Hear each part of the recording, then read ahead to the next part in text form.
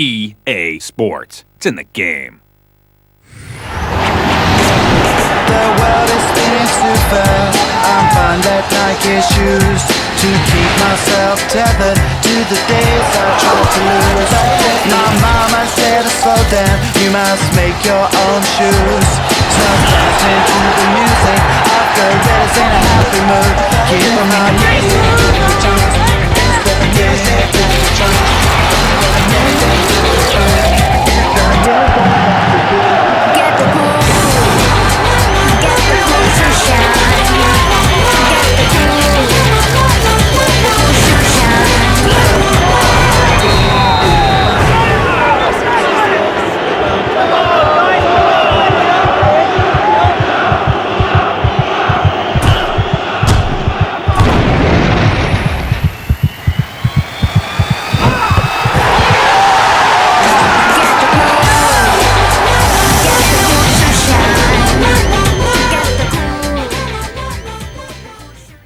The ninth game in the FIFA series, FIFA 2002, released in late 2001 on Windows, PlayStation, PlayStation 2 and GameCube. It featured around 400 teams from 16 leagues, was critically well received, had Henry on the cover, and once again John Motson returns for commentary duty, but Mark Lawrenson makes way for Andy Gray. Power bars for passing appeared for the first time, having been introduced for shots in FIFA 2001, and other features from 2001 returned too, like the use of analog buttons which allowed you to press harder to put more power into shots and passes, the ability to charge your keeper out, and local 8-player support using 2 multi-taps. I believe it was also the last time Japan appeared in the game, as shortly afterwards they signed an exclusivity deal with Konami. That of course excludes the World Cup games, which are covered by a different license. The game was pretty light on modes, just featuring kickoff matches and tournaments, more on that later. So team management, as ever you can edit formations, starting 11 and kick takers, and the options for setting out a strategy have been stripped back from the IGM system seen in previous games. Now you've just got one formation, a defensive and attacking style,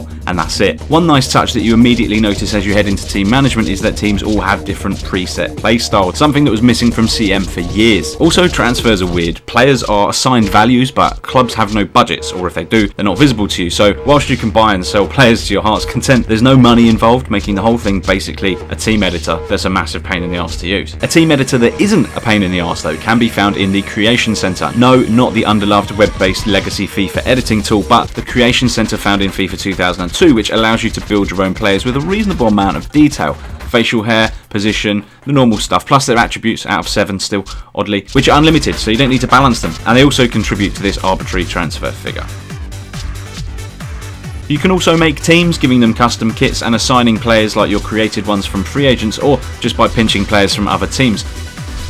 And finally, you can create tournaments too. There was a half-hearted tie-in with Panini that rewarded you with a sticker for beating tournaments, but this is it. You beat the tournament and the sticker shows up here. Beating tournaments also allows you to unlock more tournaments to earn more stickers, but there's no way to actually use them or do anything with them. Some kits were fully licensed, the player likenesses are okay, but they obviously couldn't seal up the names for all players. The stadiums are good and the crowds are lively, including flares and stuff, and the trophy celebrations aren't too bad either. It doesn't get much better than this.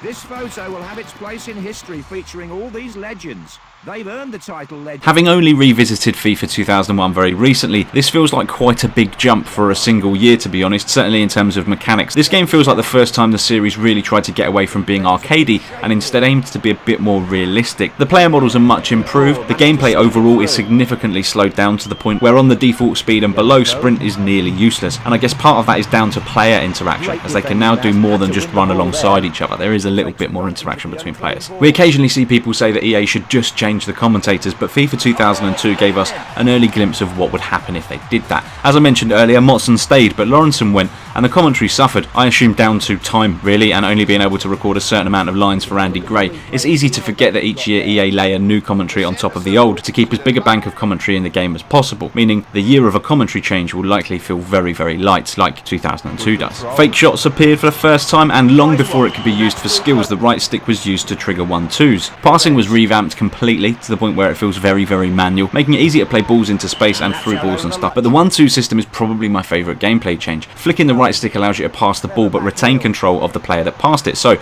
you can run them into space. The receiver will be controlled by the AI, and after trapping the ball, they'll try and find you again. It can be a little bit hard to pull off, but when you get it, it allows you to try some really interesting manoeuvres going forward. Ref AI also had some attention paid to it apparently, as did tackling, with timing and the angle of your tackle being a factor in your success, although standing tackle's all you need really. And there were also adjustments to the injury and fatigue systems, again to make them a little bit more realistic, tying together the whole feeling of everything just being a little bit more serious and less arcadey, as I say. There's also the FIFA Assistant, which will overlay the paths that players are expected to run on. I didn't personally find it to be all that useful. A lot of the good work can be slightly undone by cranking the game speed back up to fast, which makes the whole thing feel a bit more like previous FIFAs but with improved passing. I found the normal speed to be pretty much spot on, and slow is really slow. Too slow. Overall, I found FIFA 2002, having not played it for well over a decade, to be a really decent game of football. Quite considered, and certainly the most serious FIFA seen up until this point. The passing took some getting used to, definitely, but it was still a change for the better. I guess with FIFA 2002 being a slightly more serious effort, the development team wanted to show that they still had a sense of humour, which is why they tucked away this outtake video in the menus. See ya. You all know FIFA. It's about pinpoint precision passing, slick moves and scintillating saves, giving the ball a right old-fashioned smack, cracking home the winning goal. When it all comes together, it looks a lot like this. But what you'd never realise is the blood, sweat and toil that goes on behind the scenes. The whole thing starts with this finely tuned machine. Intelligent defensive tactics are drawn up, synchronised and timed to perfection. Even in moments of ultimate joy, it can still go horribly wrong. Even the pitches need fine-tuning. Many a player ends up taking an early bath. In the end, it's a fine line between success and painful defeat. So next time you see this, or this, remember the sacrifice we make for the beautiful game.